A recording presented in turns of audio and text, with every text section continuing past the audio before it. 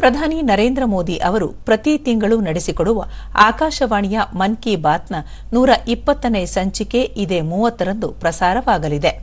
ಮನ್ ಕಿ ಬಾತ್ನಲ್ಲಿ ಪ್ರಧಾನಿ ನರೇಂದ್ರ ಮೋದಿ ಅವರು ದೇಶ ವಿದೇಶಗಳ ಭಾರತೀಯರೊಂದಿಗೆ ತಮ್ಮ ಆಲೋಚನೆ ಮನದ ಮಾತನ್ನು ಹಂಚಿಕೊಳ್ಳಲಿದ್ದಾರೆ.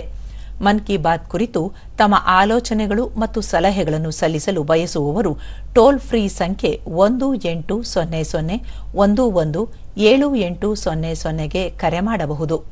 ಇಲ್ಲವೇ ಪ್ರಧಾನಿಯವರ ಮೈ ಗೌ ಅಪ್ಲಿಕೇಶನ್ ಮೂಲಕ ಅನಿಸಿಕೆ ಹಂಚಿಕೊಳ್ಳಬಹುದು.